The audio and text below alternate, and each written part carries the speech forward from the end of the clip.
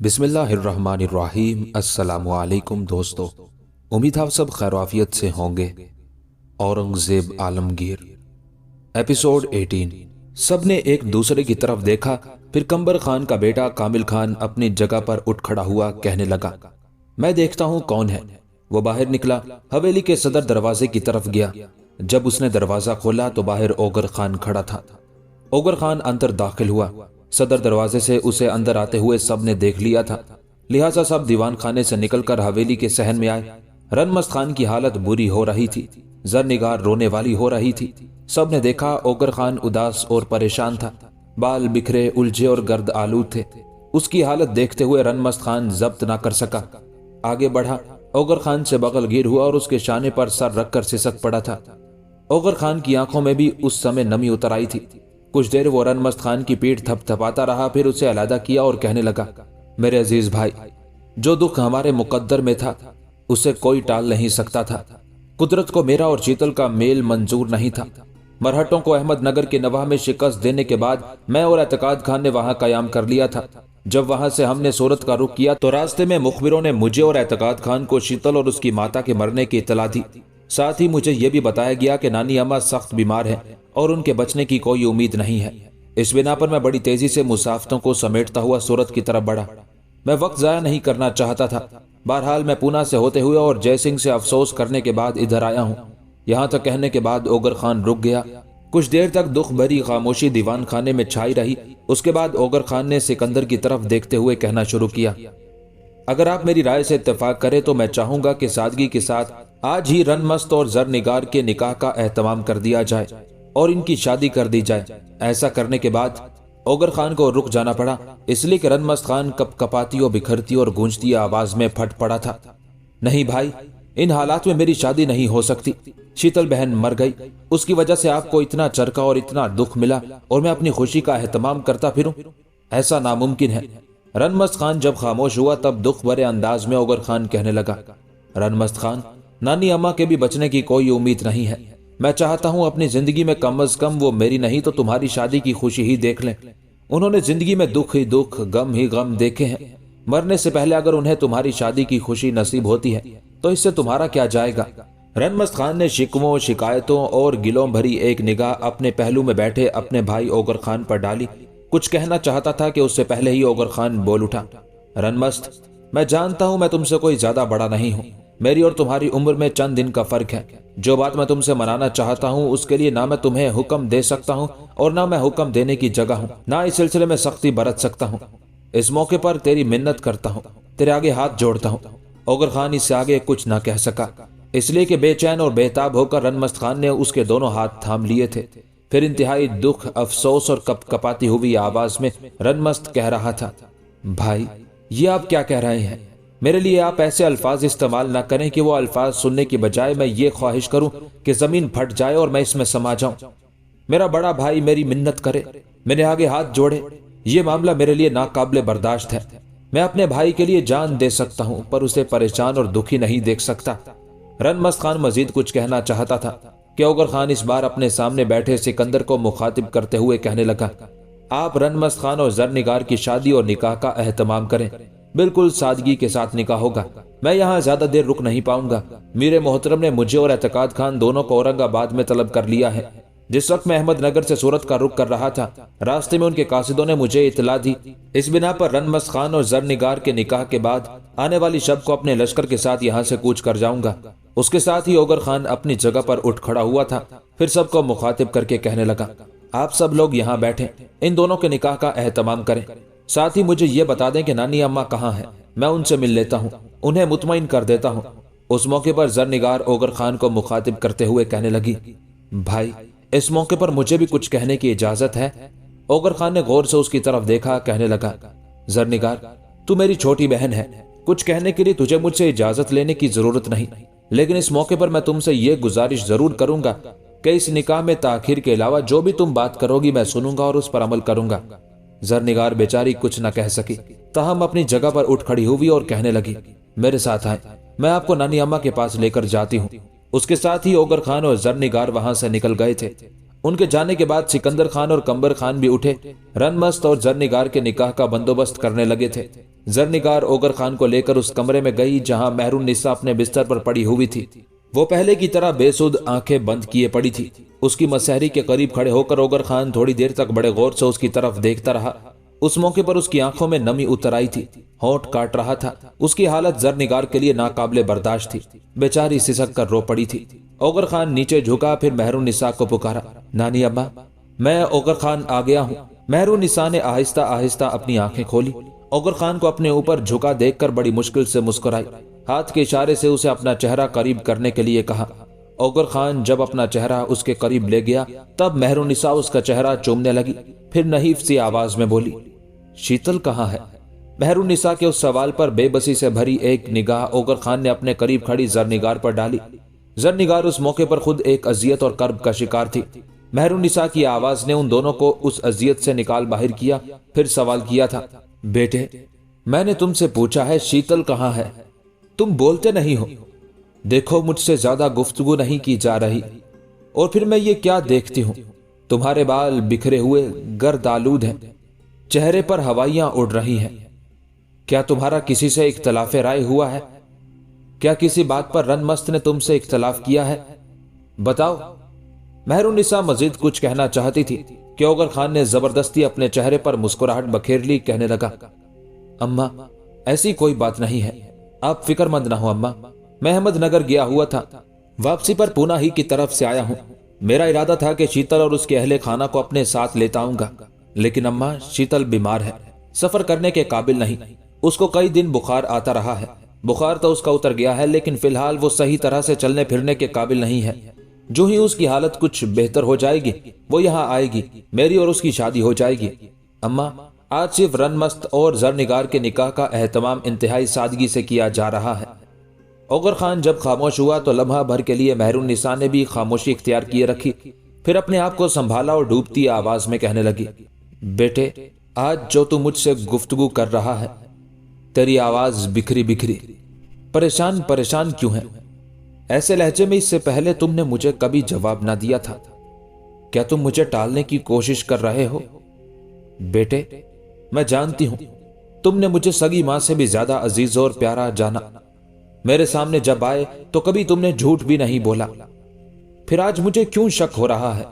मेरा ज़मीर, मेरा जहन, मेरा दिल क्यों इन शुबहात में डूब रहा है कि तुम मुझे टालने बहलाने की कोशिश कर रहे हो? क्या बात है बेटे, सच कहो। ओगर खान पीछे हट गया, कहने लगा, अम्मा, कुछ भी नहीं है, आप अपने आप को वहम में न डालें, सब मामला ठीक हो जाएगा।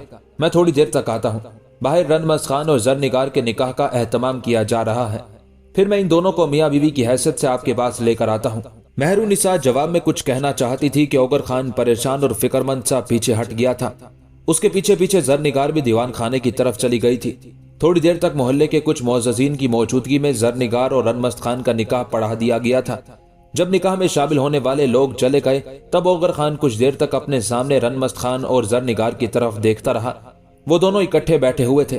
फिर रनमस्त खान की तरफ देखते हुए ओगर खान कहने लगा, रनमस्त खान, अभी थोड़ी देर तक तुम और जरनिगार मेरे साथ नानी अम्मा के पास चलना।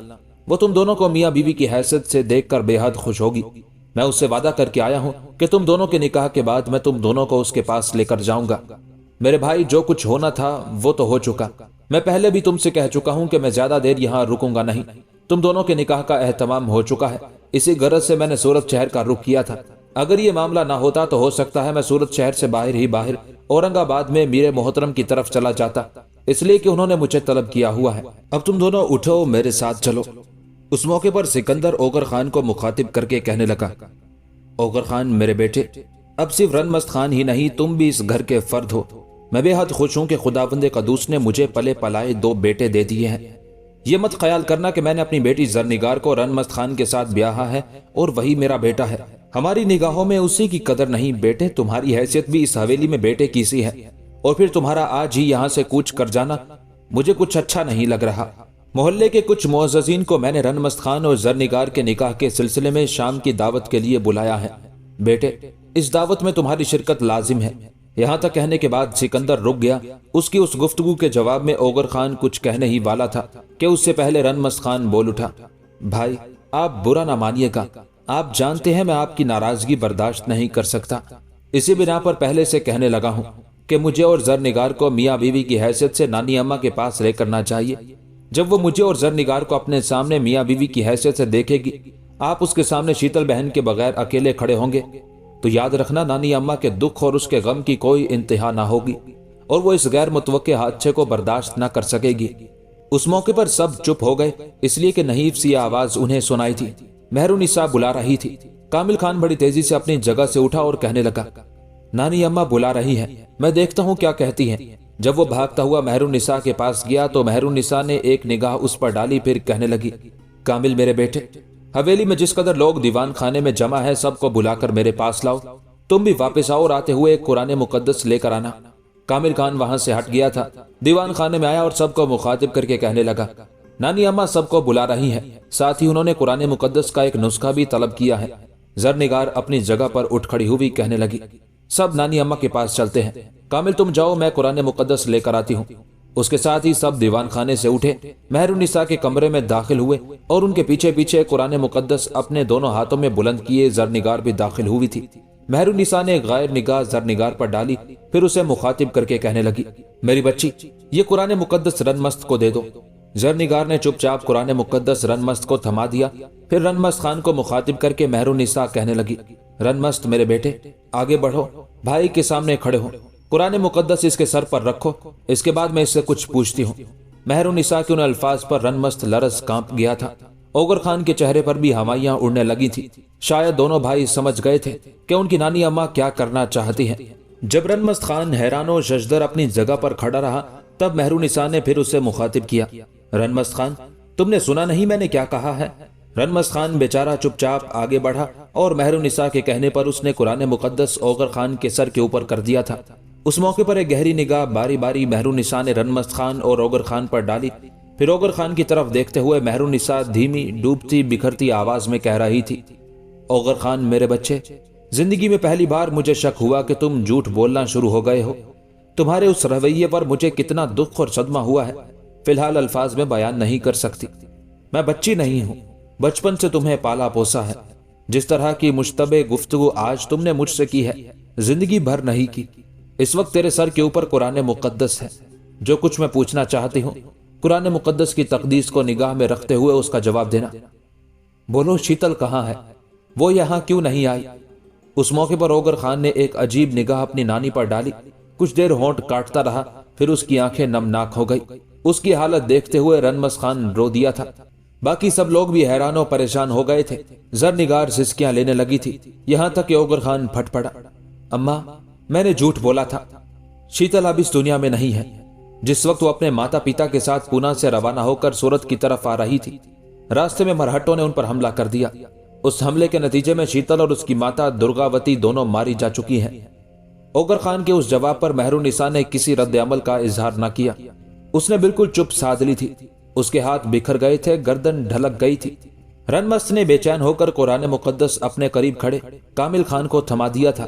اتنی دیر تک اوغر خان جھک کر مہرونسا کا جائزہ لینے لگا، اس کی نبض کا جائزہ لیا، پھر اس نے مہرونسا کی آنکھیں بند کر دی اور روتی ہوئی آواز میں کہنے لگا، نانی اماں گزر چکی ہے۔ رنمست خان رو دیا تھا۔ اوغر خان وہاں زمین پر بیٹھ گیا تھا اور جس مسحری پر مہرونسا کی لاش پڑی تھی اس مسحری کے پائے پر سر رکھ کر سسک پڑا تھا۔ زرنگار بھی ہچکیوں اور سسکیوں میں رو رہی تھی۔ عظیمہ خاتون اور سلطانہ کی حالت بھی اس سے مختلف نہ تھی، تاہم سب لوگ مل کر اوغر خان، رنمست خان اور زرنگار کو سنبھالا دینے لگے تھے۔ سورت شہر کے مستقل میں رادھیکا اپنے خیمے میں اکیلی بیٹھی ہوئی تھی۔ تھوڑی دیر بعد خیمے میں اس کا بھائی کشن سنگھ داخل ہوا۔ وہ پریشان و فکر مند تھا۔ اس کی حالت دیکھتے ہوئے رادھیکا اپنی جگہ پر اٹھ کھڑی ہوئی، نہایت پریشانی کے عالم میں اسے دیکھنے لگی تھی۔ کشن سنگھ آگے بڑھا، چپ چاپ ایک نشست پر بیٹھ گیا۔ رادھیکا بھی بیٹھ گئی، کچھ دیر تک بغور اس کا جائزہ لیتی رہی، پھر اسے مخاطب کر کے کہنے لگی، بھائی کیا بات ہے؟ تم پہلے تو کبھی ایسے پریشان و فکر مند نہ ہوئے تھے، کیا کوئی غیر معمولی واقعہ پیش آ گیا ہے؟ کیا مرہٹوں نے پھر دھمکی دے کر ہم دونوں بہن بھائی کی مانگ کر لی ہے؟ ان لوگوں نے ہمیں واپس بھیجنے پر رضامندی ظاہر کر دی ہے، اس کے علاوہ تو ہم دونوں بہن بھائی کے لیے کوئی اور پریشانی نہیں ہو سکتی۔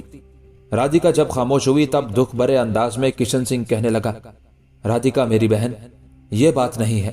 باہر کچھ لشکریوں کے پاس بیٹھا ہوا تھا، ان سے مجھے اوغر خان سے متعلق دو انتہائی بری خبریں ملی۔ پہلی خبر شیتل سے متعلق ہے۔ جس وقت احمد نگر کے نواح میں مرہٹوں کو شکست دینے کے بعد اوغر خان نے اعتقاد خان کے ساتھ وہاں سے سورت کا رخ کیا تو راستے میں کچھ مخبر اوغر خان کے پاس آئے اور اسے شیتل اور اس کی ماتا کے مارے جانے کی خبر دی تھی۔ یہ خبر پہلے تو اوغر خان، اعتقاد خان اور کچھ سالاروں تک محدود رہی تھی، اس بنا پر ہمیں پتہ نہ چلا، لیکن اب یہاں سب کو پتہ چل گیا ہے کہ شیتل کو قتل کر دیا گیا ہے۔ وہ اس طرح کہ جس وقت وہ بیچاری اپنی ماتا اور پتا کے ساتھ پونا سے نکل کر سورت کی طرف اپنی شادی کے سلسلے میں آ رہی تھی کہ راستے میں مرہٹے ان پر حملہ ہوئے۔ جے سنگھ تو بچ گیا، لیکن حملہ مرہٹوں نے شیتل اور اس کی ماتا کو موت کے گھاٹ اتار دیا۔ کشن سنگھ جب خاموش ہوا تب اپنے لبوں پر ہلکا سا تبسم بکھیرتے ہوئے رادھیکا کہنے لگی، یہ تو بہت برا ہوا۔ کشن سنگھ نے کھا جانے والے انداز میں اس کی طرف دیکھا، پھر کہنے لگا، کیا مطلب؟ رادھیکا نے پھر اسی انداز میں کہنا شروع کیا، مطلب صاف ہے، اچھا ہوا بیچاری شیتل آج جہانی ہو گئی۔ میں اسے اچھا اس لیے کہتی ہوں کہ ایک ہندو لڑکی کی شادی مسلمان سے نہیں ہو سکی، اس کی جان چھٹ گئی، یہ اچھا نہیں تو اور کیا ہے؟ اس موقع پر کشن نے کھا جانے والے انداز میں اس کی طرف دیکھا، پھر پھٹ پڑا، رادھیکا، جو الفاظ تم نے اس وقت اوغر خان سے متعلق کہے ہیں، قسم بھگوان کی اگر تم میری بہن نہ ہوتی تو میں تمہاری گردن کاٹ دیتا۔ دیکھو تمہارے ذہن، تمہارے دل اور تمہارے ضمیر کے اندر جو تعصب کے گرداب اٹھ رہے ہیں، کرود کی گونجیں جنم لے رہی ہیں، انتہا پسندی کے زرد بگولے اپنا رنگ جما رہے ہیں، انہیں اپنے ضبط، اپنی گرفت میں رکھو، ان کا اظہار نہ کرو۔ اگر تم باطنی طور پر اتنی ہی کٹھور، اتنی ہی انتہا پسند ہو تو یہ ضروری نہیں ہے اس کا اظہار بھی کیا جائے۔ اوغر خان ہمارا محسن ہے، اس سے متعلق اس قسم کے خیالات کا اظہار کرتے ہوئے تم اچھی نہیں لگتی ہو۔ رادھیکا، تم جانتی ہو ایک بہن کی حیثیت سے جو محبت میں نے تم سے کی تھی شاید ہی وہ کسی بھائی نے کی ہو، لیکن اب تمہاری باتوں کی وجہ سے اس محبت میں کمی اور اس میں کسی قدر نفرت کا رنگ بھرنے لگا ہے۔ اس قسم کی گفتگو کیوں کرتی ہو؟ کشن سنگھ جب خاموش ہوا تب بڑی ڈٹھائی کا مظاہرہ کرتے ہوئے رادھیکا کہنے لگی، اچھا گولی مارو اس موضوع کو۔ تم نے شروع میں کہا تھا کہ تم اوغر خان کے لیے دو بری خبر لے کر آئے ہو، اب ایک بری خبر تو اس سے متعلق سنا چکے ہو، دوسری بھی کہہ لو۔ کشن سنگھ نے پھر دکھ بھرے انداز میں کہنا شروع کیا، دوسری بری خبر یہ ہے کہ اوغر خان کی نانی اماں فوت ہو چکی ہے۔ یہ تو تمہیں پتہ ہی ہے کہ اس کی نانی آگرہ سے یہاں سورت میں آ گئی تھی۔ آج زرنگار اور رنمست خان کی شادی کا اہتمام کیا گیا تھا۔ اس شادی کے بعد جب اس کی نانی اماں کو خبر ہوئی کہ شیتل ماری جا چکی ہے تو وہ بیچاری دم توڑ گئی۔ باہر لشکری اسی موضوع پر گفتگو کر رہے ہیں۔ اعتقاد خان اور دوسرے بہت سے سالار بھی تعزیت کرنے کے لیے اوغر خان اور رنمست خان کی طرف چلے گئے ہیں۔ یہ خبر سن کر رادھیکا واقعی پریشان اور غمزدہ ہو گئی تھی۔ کچھ دیر اس نے خاموشی اختیار کیے رکھی، پھر بکھرتی ہوئی آواز میں کشن سنگھ کو مخاطب کر کے کہنے لگی، بھائی یہ خبر واقعی افسوسناک ہے۔ اگر کچھ لوگ تعزیت کرنے کے لیے اوغر خان کی طرف چلے گئے ہیں تو ہم دونوں بہن بھائی کو بھی جانا چاہیے۔ اوغر خان ہمارا محسن ہے، میں مانتی ہوں کوئی بھی شخص ہمیں اس طرح پناہ دینے پر رضامند نہ ہوتا، اس لیے کہ ہمیں پناہ دے کر دشمنوں سے دشمنی لینا کوئی آسان کام نہیں ہے۔ بھائی میرے خیال میں اٹھو، دونوں بہن بھائی اوغر خان کے پاس چلیں اور اس کی نانی اماں کے مرنے کے افسوس میں شامل ہوں۔ کشن سنگھ نے اس سے اتفاق کیا تھا۔ پھر دونوں بہن بھائی خیمے سے نکل کر اوغر خان کی طرف جانے کے لیے روانہ ہو گئے تھے۔ اوغر خان اور رنمست خان اپنی نانی کی مسحری کے قریب ہی بیٹھے ہوئے تھے کہ زرنگار کا باپ سکندر ان کے قریب آیا۔ پہلے بڑے پیارے انداز میں دونوں کے شانے تھپ تھپائے، اس کے بعد بڑی ہمدردی اور شفقت میں ان دونوں کو مخاطب کر کے کہنے لگا، میرے بیٹو اٹھو، تمہارے لشکر کے کچھ سالاروں کے علاوہ میرے اور کمبر خان کے جاننے والے کچھ لوگ دیوان خانے میں بیٹھے ہوئے ہیں، وہاں جا کر بیٹھو۔ اوغر خان میرے بھائی، تمہارا ساتھی سالار اعتقاد خان بھی وہاں بیٹھا بڑی بے چینی سے تمہارا منتظر ہے۔ اس کے علاوہ حویلی میں کچھ عورتیں بھی جمع ہونا شروع ہو گئی ہیں، اب یہاں میت کے پاس عورتیں ہی بیٹھیں گی۔ اٹھو بچوں، جو لوگ تم سے افسوس کرنے کے لیے آئے ہیں ان سے ملو۔ سکندر کے کہنے پر اوغر خان اور رنمست خان دونوں اٹھ کھڑے ہوئے۔ اس کمرے سے نکل کر جب وہ صحن کی طرف آئے تو اس وقت حویلی میں کشن سنگھ اور رادھیکا دونوں بہن بھائی داخل ہوئے تھے۔ اس موقع پر کشن سنگھ کا چہرہ اترا ہوا تھا، بیچارہ پریشان فکر مند تھا۔ دوسری طرف رادھیکا کا چہرہ بھی پریشانی اور فکر مندی کا اظہار کر رہا تھا۔ اوغر خان کی نگاہ چونکہ ان دونوں پر پڑ چکی تھی، لہٰذا دیوان خانے کی طرف جانے کے بجائے وہ ان کی طرف گیا۔ رنمست خان بھی اس کے پیچھے پیچھے تھا۔ کشن سنگھ اور رادھیکا دونوں بہن بھائی نے نہایت کرب خیز انداز میں اوغر خان اور رنمست خان سے ان کی نانی کے مرنے پر افسوس کیا۔ اس موقع پر رادھیکا اوغر خان کے مزید قریب ہوئی، پھر دھیمے سے لہجے میں اسے مخاطب کر کے کہنے لگی، امیر مجھے آپ سے ایک بہت بڑا گلہ اور شکوہ ہے۔ औगर खान ने चौंकने के अंदाज में उसकी तरफ देखा, फिर कहने लगा, क्या मुझसे तुम्हारी देखभाल और निगरानी में कोताही हुई है? राधिका ने सर को झटका दिया, कहने लगी, नहीं अमीर, ऐसी कोई बात नहीं। जिस वक्त हम अहमदनगर से सूरत का रुख किए हुए थे, रास्ते में आपको कुछ मुखबिरों ने शीतल और उसकी माता के मारे जाने की खबर दे दी थी, लेकिन अफसोस आपने हम दोनों बहन भाई से उसका कोई जिक्र नहीं किया। उस मौके पर किशन को भी याद आ गया, वो भी राधिका के साथ मिलकर शीतल के मरने की इत्तला पर शिकवा करने लगा था। जब दोनों बहन भाई खामोश हुए तो उन्हें मुखातिब करते हुए औगर खान कहने लगा, जिस वक्त शीतल की मौत की हमें खबर दी गई, हमने किसी को नहीं बताया। तुम्हारा गिला शिकवा अपनी जगह बजा है, लेकिन मैं और एतकाद खान ने उसकी मौत का किसी से जिक्र ना किया और पहले की तरह अपना सफर सूरत की तरफ जारी रखा। उस मौके पर एक तरफ से चलती हुई जरनिगार भी वहां आ गई थी और रनमस खान के पहलू में आन खड़ी हुई थी। औगर खान ने पहले उसका और राधिका का तारुफ कराया। राधिका जरनिगार को गले लगाकर मिली। जब वो अलहदा हुई तब औगर खान ने जरनिगार को मुखातिब किया, जरनिगार मेरी बहन, राधिका को अपने साथ ले जाओ। इसकी देखभाल ऐसे करना जैसे हमारे यहाँ कोई सबसे अच्छा, सबसे ज्यादा बाइज्जत और बावकार मेहमान आया हो। जबकि किशन सिंह को मैं अपने साथ दीवान खाने में ले जाता हूँ। औगर खान के उन अल्फाज पर राधिका चौंकी थी। इस्तफामिया से अंदाज में औगर खान की तरफ देखते हुए कहने लगी, अमीर, मैं एक पुरवकार और साहिब इज्जत शख्सियत कब से हो गई। औगर खान ने उसके उन अल्फाज का तो कोई जवाब न दिया। जरनिगार को मुखातिब करके कहने लगा, जरनिगार मेरी बहन, मेरे और रनमस्त दोनों भाइयों की तरह किशन और राधिका ने भी बड़े दुख, बड़े कर्ब देखे हैं। इन दोनों बहन भाई के लिए क्या यही बड़ा गम और दुख काफी नहीं है कि इन्हें इनकी जागीर से महरूम कर दिया गया है, इनके माँ बाप को कत्ल कर दिया गया है।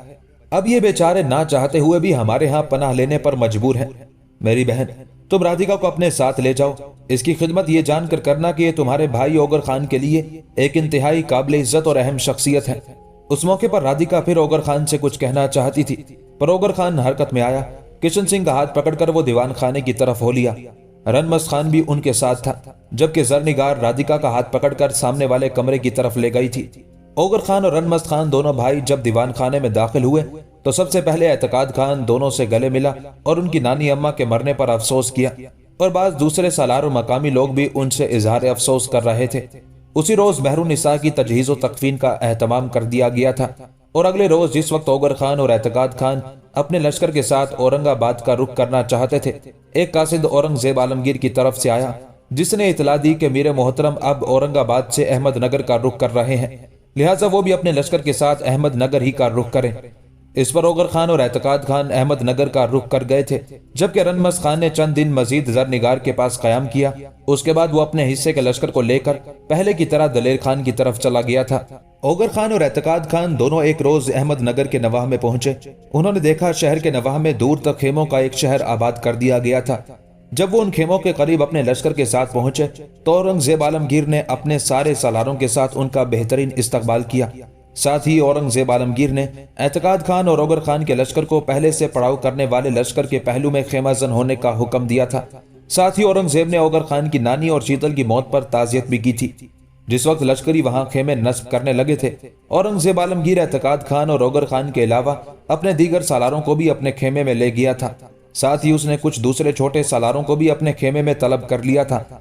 जब सब लोग जमा हो गए तब औरंगजेब आलमगीर खसूसियत से एतकाद खान और औगर खान की तरफ देखते हुए कहने लगा, औरंगाबाद पहुंचकर जो कार्रवाइयां मैंने की, पहले मैं तुम दोनों को उनसे आगाह करता हूं ताकि सूरत हाल तुम्हारी निगाह में रहे। इसके बाद जो लाहे अमल मैं तरतीब देना चाहता हूं उस पर गुफ्तगू की जाएगी। औरंगाबाद में कयाम के दौरान मैंने अपने सालार हसन अली खान को एक लश्कर देकर कल्याण की तरफ रवाना किया था। उसने मरहट्टों के उस किले पर हमला किया और मरहट्टों को खासा नुकसान पहुंचाया, लेकिन बारिशों की वजह से वापिस आना पड़ा। दूसरा लश्कर शहाबुद्दीन की कमांदारी में नासिक पर हमलावर होने के लिए भेजा गया था। उसने भी नासिक को फतह कर लिया था और उसके आसपास के इलाकों को भी अपनी तहवील में ले लिया था। अपने इन दो सालारों के अलावा मैंने अपने बेटे आजम को उन शाहराओं की तरफ भेजा है जो बीजापुर और मरहट्टों को मिलाती है। आजम के पास जो इससे पहले लश्कर था उसमें मैंने मजीद इजाफा कर दिया है। इसे मैंने मेवाड़ से हटा दिया है। मेवाड़ के राजपूतों से फिलहाल कोई खतरा नहीं है। इस बिना पर मैंने आजम को दूसरी मुहिम सौंपी है। अब जो कुछ मैं आइंदा के लिए कहना या करना चाहता हूँ उसे गौर से सुनो। अब तक जो मुझे खबरें मिलती रही हैं उनके मुताबिक सिर्फ राजपूत और मरहट्टे ही आपस में गठजोड़, इत्तेफाक और इत्तेहाद नहीं करते रहे, बल्कि बीजापुर और गोलकोंडा की मुसलमान हुकूमतें भी उनका साथ देती रही हैं। राजपूतों की तो एक तरह से हमने कमर तोड़ कर रख दी है। वो जल्द हमारे खिलाफ उठने के काबिल नहीं रहे। यही हालत मैं मरहट्टों की करना चाहता हूँ। اس کے بعد بیجاپور اور گولکنڈہ والوں کو بھی ان کے کیے کی سزا ملنی چاہیے، اس لیے کہ مسلمان ہوتے ہوئے انہوں نے ہمارے ہی خلاف ہمارے دشمنوں کی مدد اور اعانت کی۔ یہاں تک کہنے کے بعد اورنگزیب عالمگیر رکا، پھر اپنی بات کو آگے بڑھاتے ہوئے وہ کہہ رہا تھا، سب سے پہلا کام جو میں اب کرنے لگا ہوں وہ یہ کہ میں دلیر خان اور رنمس خان کی قوتوں میں اضافہ کرنے لگا ہوں۔ اپنے سالار روح اللہ کو ایک لشکر دے کر ان دونوں کی طرف روانہ کروں گا۔ اس کے بعد بیجاپور والوں پر ضرب لگائی جائے گی، انہیں اپنے سامنے جھکنے پر مجبور کر دیا جائے گا۔ اپنے بیٹے اعظم کو میں نے اس لیے ان شاہراہوں پر گھات لگانے کے لیے بھیج دیا ہے جو شاہراہیں مرہٹوں کے علاقے میں بیجاپور کو جاتی ہیں، تاکہ جب ہم مرہٹوں کے خلاف حرکت میں آئے اور بیجاپور والے مرہٹوں کی مدد کرنا چاہیں تو اعظم ان کے سامنے دیوار بن جائے، اور اگر دلیر خان، رنمست خان اور روح اللہ خان بیجاپور والوں پر ضرب لگائیں اور بیجاپور والے مرہٹوں سے مدد طلب کریں اور مرہٹے بیجاپور والوں کی طرف بڑھیں، تب بھی اعظم انہیں بیجاپور کی طرف نہ جانے دے۔ اس طرح اپنے بیٹے اعظم کے ذریعے میں بیجاپور اور مرہٹوں کا ایک طرح سے ربط اور تعلق ختم کرنا چاہتا ہوں، اور ایسا انشاءاللہ ہو کر رہے گا۔ یہاں تک کہنے کے بعد اورنگزیب عالمگیر رکا، پھر کہنے لگا، اوگر خان اور اعتقاد خان میرے دونوں بچوں، جس وقت تم لوگوں نے احمد نگر کے نواح میں مرہٹوں کے لشکر کو شکست دی تھی مجھے اس کی خبر مل گئی تھی، لہٰذا میں محسوس کرتا تھا کہ احمد نگر کو مرہٹوں سے خطرہ ہے۔ جب تم لوگ مرہٹوں کو شکست دینے کے بعد سورت کی طرف چلے گئے تب میں نے اپنے بیٹے معظم علی کو ایک لشکر دے کر احمد نگر کی طرف روانہ کیا تھا۔ اس طرح معظم علی مجھ سے پہلے ہی ایک لشکر لے کر احمد نگر پہنچ چکا تھا۔ یہاں تک کہنے کے بعد اورنگزیب عالمگیر رکا، پھر اپنی بات کو آگے بڑھاتے ہوئے وہ کہہ رہا تھا، اب میرے مستقبل کا لائحہ عمل غور سے سنو۔ ایک لشکر میں اپنے بیٹے معظم علی کی کمانداری میں دینے لگا ہوں، اس کے ساتھ کچھ چھوٹے سالار بھی ہوں گے۔ یہ مرہٹوں کے ساحلی علاقوں کا رخ کرے گا اور حملہ آور ہوگا۔ وہیں اس کے بڑے باغی بھائی اکبر نے پناہ لے رکھی ہے۔ کوشش کی جائے گی کہ اکبر کو زندہ گرفتار کرے اپنی تحویل میں لیا جائے تاکہ مرہٹے اس کے باغی پن سے فائدہ نہ اٹھا سکے۔ یہ مہم معظم علی کو سونپی جائے گی۔ اوگر خان اور اعتقاد خان، جہاں تک تم دونوں کا تعلق ہے، تم دونوں میرے لیے بڑی اہمیت رکھتے ہو۔ میں کچھ مزید سالاروں کو تمہارے ساتھ کروں گا۔ یہ سالار داؤد خان اور اسد خان بھی ہو سکتے ہیں۔ ضرورت پڑی تو تمہیں مزید لشکری اور اچھے سالار بھی مہیا کیے جائیں گے۔ میں چاہوں گا کہ تم جگہ جگہ مرہٹوں کے خلاف حرکت میں آؤ اور ان کا ایسا ناطقہ بند کرو کہ ایک جگہ انہیں ٹکنے کا موقع نہ ملے۔ یہاں تک کہنے کے بعد اورنگزیب عالمگیر پھر رکا، پھر اوگر خان کی طرف دیکھتے ہوئے کہنے لگا، اوگر خان، مجھے اطلاع ملی ہے کہ دو بہن بھائی کشن سنگھ اور رادھیکا نے تمہارے پاس پناہ لے رکھی ہے، اس لیے کہ مرہٹوں کا سالار سنت ان کے خلاف حرکت میں آیا تھا، ان کے ماں باپ کو قتل کر دیا گیا۔ اوگر خان، میں ان کے علاقوں کی طرف بھی ایک لشکر بھجوا رہا ہوں اور ان کا علاقہ بھی پھر مرہٹوں کی ترک و تاز اور شکست و ریگ سے محفوظ ہوگا۔ فی الفور میرا ارادہ یہی ہے کہ شہاب الدین کو میں اس طرف ایک اچھے خاصے بڑے لشکر کے ساتھ روانہ کروں۔ اس طرح میں مرہٹوں کے چاروں طرف انہیں پھانسنے کے لیے ایک جال بچھانا چاہتا ہوں، اور مجھے امید ہے کہ وہ ہمارے جال میں پھنسیں گے ضرور۔ فی الحال میں اپنے بیٹے کام بخش کو کچھ دوسرے سالاروں کے ساتھ اپنے ساتھ رکھنا چاہتا ہوں۔ میرے پاس ایک خاصا بڑا لشکر بھی ہوگا، اور جہاں کہیں بھی میں ضرورت محسوس کروں گا کہ وہاں مزید لشکر اور سالاروں کی ضرورت ہے تو وہاں حسب ضرورت لشکری مہیا کیے جائیں گے۔ اورنگزیب عالمگیر یہاں تک کہنے کے بعد رکا، دم لیا، سرسری سی ایک نگاہ باری باری اس نے اعتقاد خان اور اوگر خان پر ڈالی، پھر کہنے لگا، اب تم بولو تمہارا اس سلسلے میں کیا ارادہ ہے؟ اعتقاد خان اور اوگر خان نے نگاہوں میں ایک دوسرے کی طرف دیکھتے ہوئے کوئی فیصلہ کیا، پھر اوگر خان اورنگزیب عالمگیر کو مخاطب کرتے ہوئے کہنے لگا، میرے محترم، جہاں تک میرا اور اعتقاد خان کا تعلق ہے تو ہم دونوں تو سب سے پہلے شمبھو جی کے خلاف حرکت میں آنا چاہتے ہیں۔ شمبھو جی نے ایک موقع پر کچھ قاصد میرے اور اعتقاد خان کی طرف روانہ کیے تھے اور کشن سنگھ اور رادھیکا کی واپسی کا مطالبہ کیا تھا، ساتھ ہی انتہائی سخت الفاظ میں ہمیں دھمکی دی تھی اور یہ بھی کہا تھا کہ اگر ہم نے رادھیکا اور کشن سنگھ کو واپس نہ کیا تو ہماری زندگیاں خطرے میں پڑ جائیں گی۔ میں شمبھو جی پر یہ ثابت کرنا چاہتا ہوں کہ زندگی ہماری خطرے میں نہیں پڑی، بلکہ اب تو اس کی زندگی کے ارد گرد خطرات منڈلانے لگیں گے۔ اوگر خان رکا، دم لیا، پھر اپنی بات کو آگے بڑھاتے ہوئے وہ کہہ رہا تھا، میرے محترم، اس وقت میری سب سے پہلی اور شدید ترین خواہش یہ ہے کہ میں شمبھو جی پر حملہ آور ہوں، اس سے ٹکراؤں اور اسے زندہ گرفتار کر کے آپ کی خدمت میں پیش کروں۔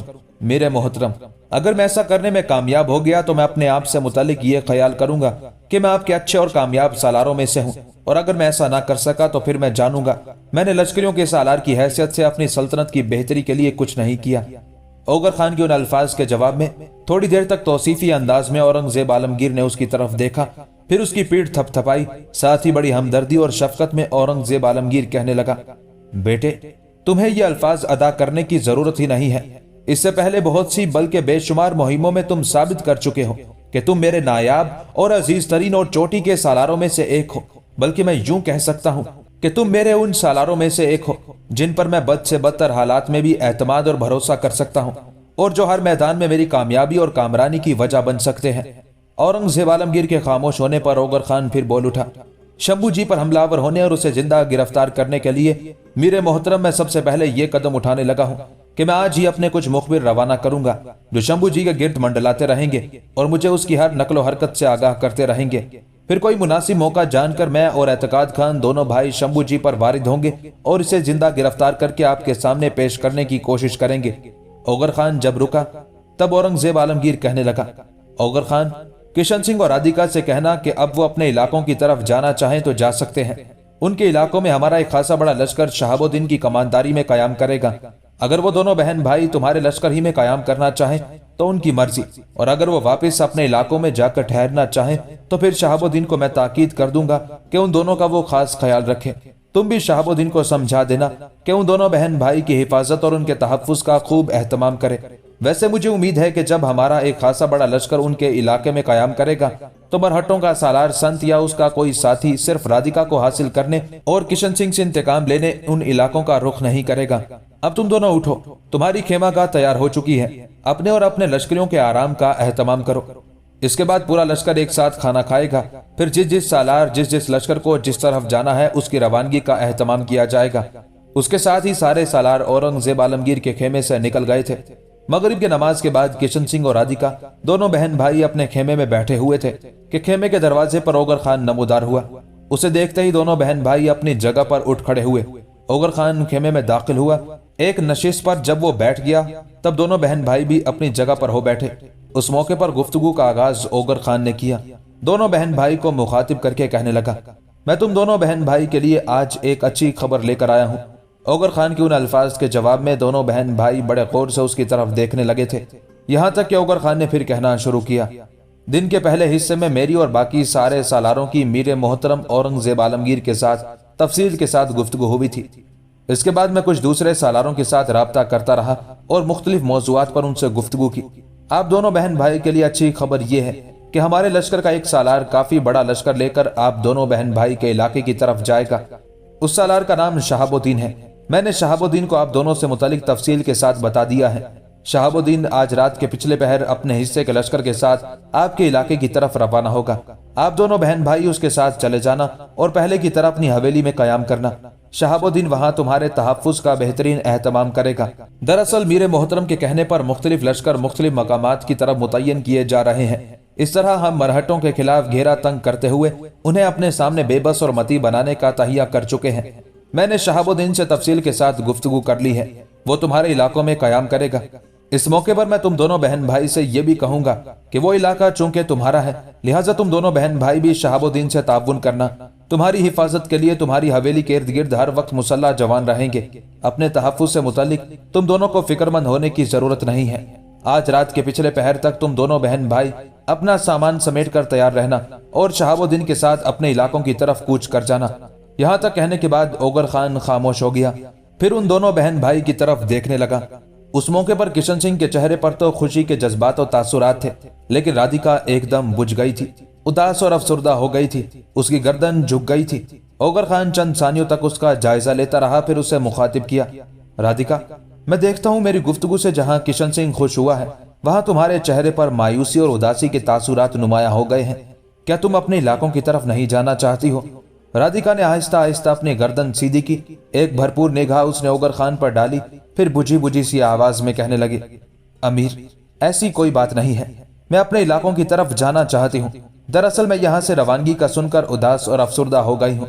आपके पड़ाव में रहते हुए कई माह गुजर चुके हैं और मैं तो एक तरह से पड़ाव की जिंदगी से मानूस हो गई हूँ।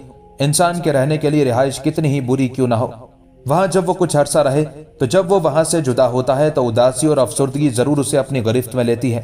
मेरा अंदाजा है कि अगर किसी शख्स को जिंदान ही में डाल दिया जाए, कई साल तक वो जिंदान में रहे और जब जिंदान से उसे रिहाई मिले और रिहाई मिलने के बाद वो जिंदान से बाहर निकले तो एक बार मुड़कर उदास से अंदाज में जिंदान की तरफ देखेगा जरूर, इसलिए कि उसकी जिंदगी की बहुत सी यादें उससे वाबस्ता हो चुकी होती हैं। यहाँ तक कहते हुए राधिका रुक गई, इसलिए कि एक लश्करी खेमे के दरवाजे पर नमूदार हुआ था और अपने हाथों में वो एक खासी बड़ी चरमी खुरजीन उठाए हुए था। हाथ के इशारे से ओगर खान ने उसे अंदर आने के लिए कहा। वो लश्करी अंदर दाखिल हुआ। चर्मी खुरजीन उसने ओगर खान के करीब रख दी। फिर वो खेमे से निकल गया था। उसके जाने के बाद वो खुरजीन ओगर खान ने किशन सिंह के सामने रख दी और उससे मुखातिब करके कहने लगा, किशन सिंह, तुम दोनों बहन भाई एक अरसा मेरे साथ रहे हो। इस दौरान मैं तुम दोनों की कोई खिदमत नहीं कर सका। तुम दोनों को जो तहफ्फुज और पनाह थी, ये तुम्हारी खिदमत नहीं थी। ये जो खुरजीन मैंने तुम्हारे सामने रखी है, इसमें तुम्हारे और राधिका के लिए कुछ कपड़े हैं। ये मैंने लश्कर में शामिल कुछ औरतों की मदद से खास तौर पर सिलवाए हैं। इसमें राधिका के लिए कुछ जेवरात और दूसरी जरूरियात जिंदगी की अशिया है। ओगर खान यहां तक ही कहने पाया था कि राधिका ने बोलते हुए उसकी बात काट दी। अमीर, आपको इतनी जहमत करने की क्या जरूरत थी? आपने हमें तहफ्फुज दिया, पनाह दी। मैं समझती हूँ ये आपका हम पर वो एहसान है जिसे मैं और मेरा भाई जिंदगी भर ना उतार सकेंगे। उस मौके पर किशन सिंह बड़ी ममनूनियत से कुछ देर तक ओगर खान की तरफ देखता रहा, फिर कहने लगा, ओगर खान मेरे भाई, मैं इन चीजों को आपकी तरफ से बेहतरीन तोहफा समझकर कबूल करूंगा। मेरी बहन भी इसे कबूल करने से इनकार नहीं करेगी। इस मौके पर मेरी आपसे एक इल्तिजा भी है। ओगर खान गौर से उसकी तरफ देखने लगा। वो कुछ कहने लगा था कि उससे पहले ही राधिका बोल उठी, अमीर, इस मौके पर मैं भी आपसे कुछ कहना चाहती हूँ। वो क्या? राधिका की तरफ देखते हुए ओगर खान ने पूछ लिया, आप हमारे इलाकों की तरफ शहाबुद्दीन को क्यों भेज रहे हैं? आप एक लश्कर के साथ खुद उन इलाकों का रुख क्यों नहीं करते? आपकी मौजूदगी में हम अपने आप को ज्यादा महफूज ख्याल करेंगे। ओगर खान मुस्कुराया और कहने लगा, राधिका, तुम्हारा अंदाजा दुरुस्त है। शहाबुद्दीन बहुत अच्छा है। मैं तुम दोनों बहन भाई को जमानत देता हूँ, वो तुम्हें कोई शिकायत का मौका नहीं देगा। तुम्हारे तहफ्फुज का भी बेहतरीन एहतमाम करेगा। दरअसल मैंने अपने जिम्मे दो इंतहाई अहम मुहिमें ले ली हैं। पहली मुहिम तुम जानती हो, मैंने वादा कर रखा है संत को कत्ल करूंगा और उससे तुम दोनों बहन भाई का इंतकाम लूंगा। और मेरा दिल कहता है कि संत की मौत मेरे हाथों करीब आ गई है, लेकिन संत से पहले मैं मरहट्टों के पेशवा शंभू जी पर हाथ डालूंगा। आज ही मैंने अपने कुछ मुखबिर शंभू जी पर निगाह रखने के लिए रवाना कर दिए हैं। जो ही मुझे वो उसके महल्ले वकू और किसी मुनासिब जगह उसके कायम करने की इत्तला देंगे, मैं उस पर हमलावर होऊंगा। या तो उसकी गर्दन काट कर लाऊंगा या उसे जिंदा बीरे मोहतरम के सामने पेश करूंगा। मैं तुम दोनों बहन भाई को यह भी यकीन दिलाता हूं कि शंभू जी के बाद मैं संत के खिलाफ हरकत में आऊंगा। अगर मैं उसे जिंदा पकड़ने में कामयाब हो गया तो खुद उसे लेकर तुम दोनों बहन भाई के पास आऊंगा और तुम दोनों बहन भाई जो चाहोगे उससे वही सलूक होगा। और अगर वो मेरे हाथों मारा गया तो उसका कटा हुआ सर जरूर तुम्हारी तरफ भेजा जाएगा, ताकि तुम्हें इत्मीनान हो जाए कि मैंने तुम दोनों से जो वादा किया था उसे मैंने पूरा कर दिखाया है। ओगर खान की उस गुफ्तगू से राधिका मुतमईन हो गई थी। जवाब में कुछ ना बोली, खामोश रही। फिर ओगर खान ने किशन सिंह की तरफ देखा। किशन सिंह, इस मौके पर तुम भी कुछ कहना चाहते थे, कहो क्या कहना है? किशन सिंह ने उस मौके पर एक गहरी निगाह अपने करीब बैठी अपनी बहन राधिका पर डाली और आंखों ही आंखों में उसे कोई इशारा किया। फिर ओगर खान की तरफ देखते हुए कहने लगा, भाई, बात यह है कि आज हम दोनों बहन भाई ने यहां से कूच कर जाना है, रुखसत हो जाना है। जाने से पहले मेरी ख्वाहिश है कि आज रात का खाना आप हम दोनों बहन भाई के साथ खाएं। इस पर ओगर खान जस्त लगाने के अंदाज में अपनी जगह पर उठ खड़ा हुआ, मुस्कुराया, फिर किशन सिंह की तरफ देखते हुए कहने लगा, किशन सिंह, मुझसे वो मुतालबा ना करो जिससे किसी की दिल शिकनी हो।